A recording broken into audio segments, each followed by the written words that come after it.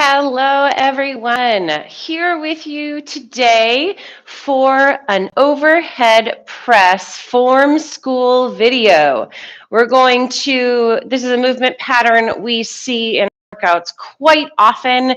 It's a movement pattern you use in your day-to-day life. So we're going to talk about those form cues and helpful reminders to make sure that you are staying safe in the movement and getting the most out of it. Let's make sure that we are working smarter, not harder. So today we're going to talk about those muscles that we work in this move, some common mistakes and quick fixes for them, and we'll round it out with a little bit of mobility work. So let's get to the first topic here, the muscles that you work. What are you supposed to be activating during an overhead press? So an overhead press is primarily a shoulder move, right? We are here, we are putting the weight up over our head. We had to get there using our shoulders. So our shoulders are what we use. However, that is a pretty complex unit right there. So when you are doing an overhead press, you are specifically working your mid-delt, so that muscle right on top of your shoulder, and your anterior or front delt. So this part of your shoulder in the front that faces out. So as it comes up overhead, you are using both of those muscles simultaneously as your primary movers. Now, they can't do it themselves. They need some assistance. All movements have primary and secondary movers. We need some buddies to get us there. So as your weight is coming up overhead, one of your secondary movers are your triceps. Okay, they're supporting from underneath. They're giving you that extra boost. So after a few rounds, you might notice some tiredness in your triceps. And sometimes as our shoulders get tired, if you're putting on a little more weight overhead, your triceps are trying to make up for it. So triceps are one of the other muscles we work, as well as your serratus anterior, which is a fancy word for these muscles around your rib cage here. So they attach on your rib cage to your lats, and they're here to support your rib cage. And so they're going to really be helping from underneath as that weight is going up. Okay, so mid, front delt, tricep, serratus anterior. That's the whole complex that we're working through here. All right, now there are a few common mistakes that happen with an overhead press because the movement itself is pretty straightforward, right? Lifting those hands up overhead. So we're going to talk about a couple of them. Some are more prevalent if you're using a bar to do an overhead press. I know most of us use bands or dumbbells at home. Great. However, some might have a bar, and these are great tips to think about as you're using that type of equipment as well. So one of the common mistakes just has to do with your initial positioning. And what we can see sometimes is that people have flared elbows, okay? So the flared elbow situation usually comes if your grip on the bar or your dumbbells are too far apart. And you're going to see in this position, if my dumbbells are too far apart, too far out, that my elbows are pointing out to the side. Okay, we don't want your elbows to point out to the side. You're going to notice that that puts your forearm at a funny angle, and as you come up, that's going to cause some pinching here in your shoulders. So in order to fix those elbows, you want to think about the dumbbells being, your thumbs kind of being just outside your shoulders, okay? So we want to give some good support right about here. And then I'm going to think about those elbows sort of pointing forward. Okay, they've come from this position to just a little bit ahead of my body. Okay, I'm feeling my shoulders are already engaged in this position. Feels like a very natural spot to start. And then as I press up overhead, my elbows will naturally turn out. That will also happen should you be using a bar as you press that weight straight up overhead. Okay, so fixing those elbows, making sure that you're supporting from underneath. Notice my forearms are right under my hands. They aren't flared out like this. They're right underneath, and that's going to get you a good start. My band people, I know that when you come up to the top, are coming out more to a V position. That's okay. It's not going to change anything. You still want to think about that good starting position. Okay, now a second mistake that goes hand in hand with this is you want to make sure that when you're in that position, you don't have any wrist flexing. So you don't want your wrist to be excessively bent backwards. Now, it feels awkward, so it's not going to be quite as common, especially with a dumbbell.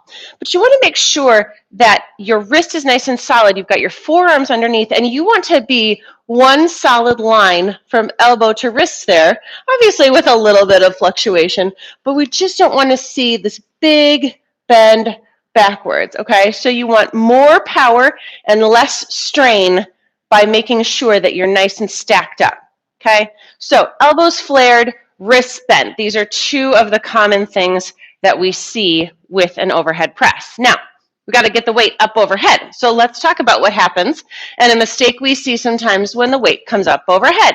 So I'm in a great position. Here I am, elbows, wrists, all is good. I'm going to press it up overhead, and then I see this. And there's a big arch. This is exaggerated, but there's a big arch in my lower back. Now, there are a couple of things that come into play here. But let's talk about the strength piece of the puzzle. Even though you are putting that weight up overhead and you are using your shoulders and its accessories to do so, you cannot neglect what's happening below that apparatus. So here we are. We're about to put this weight up overhead. We need to make sure that our core muscles are tight, our quads and our glutes are squeezed, and when that weight goes up overhead, we have this really strong support system underneath. And that's going to keep, if your core is relaxed and loose, that's going to allow some of this arch to happen. So I lock into place, my glutes are squeezed, my core is squeezed, I exhale, and up go the weights. I can feel that I'm in a nice solid position, and come back down. Squeeze it, exhale. Okay, so using that support from underneath. We don't want any arched backs at the top because, ooh, you are gonna feel that, okay? Now, this particular mistake also comes with a mobility piece, but let's save that for the end. Sometimes it's not that you aren't, sometimes you are really doing all of the correct squeezing from underneath, but you have some mobility issues. So let's talk about that after mistake number 4. And this is turning an overhead press into a different move because you just can't quite get that weight up without engaging a little momentum. So here we are. We're all engaged. We're ready to go. We go to press, and you see, okay, a little bounce, a little momentum from underneath. Now, this is not a problem necessarily, but it isn't an overhead press. So if you use momentum at the bottom of the move and you get a little dip in the legs to get that weight up, that's called a push press. Push press is great. It's an awesome full body move. You can rack up the weight a little bit more, feel really tough, but it isn't an overhead press. So the fix here is just lighten the resistance. If you need momentum to get through the move, you have too much weight overhead.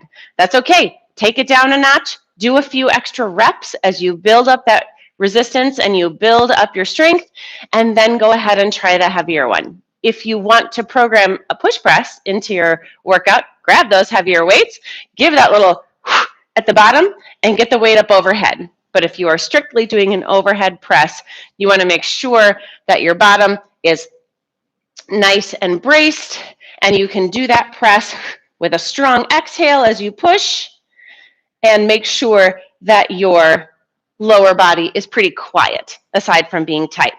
Okay, so all braced, weights in alignment, pressing up to the ceiling.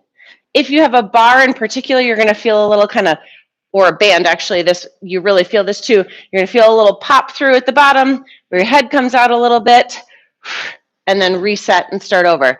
Inhale on the reset, exhale on the push. Inhale on the reset, exhale on the push. Don't hold your breath until the top. Start the exhale at the bottom. All right, so The other thing that you might notice, here's your mobility piece of it, is that sometimes you struggle with tightness either in your lats or in your upper back. And either of those areas, if they're too tight, are going to inhibit the range that you have with your overhead press. And your body wants to compensate. Your body wants you to be successful. So instead, it will just adjust your position a little bit so you can be successful in your movement.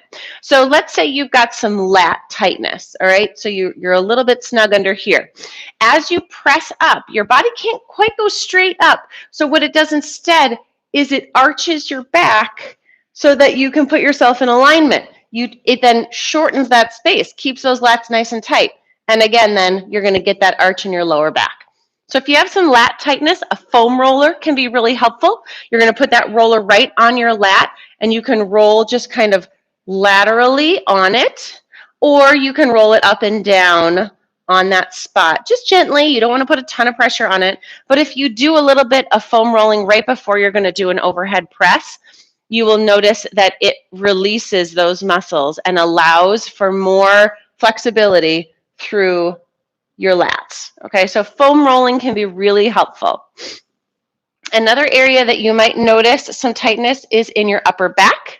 You can also put that foam roller across your back, arms up overhead, and then just gently lean back over the foam roller to open up your back and really stretch those arms behind, okay? So 2 ways that a foam roller could be helpful. The other one that I like to use are wall slides. So getting the feeling of where your hands should be, where your arms should be when you are in an overhead press can be really helpful against a wall, all right? So here we are, we've got that nice movement, and we're going to slide our arms up the wall, maintaining that contact against the wall to really feel an open position and to practice that movement. Now, a wall is not a perfect example. Our bodies are naturally a little bit curved. But just getting the sense of, these are great to do during wall sits. You know, you're already down here, you're already against a wall. And to just feel that contact with the wall really helps to open up and to release some of that tension. All right. Hope this video is helpful as we head into an overhead press month of counting those reps, and I will see you later. Peace out.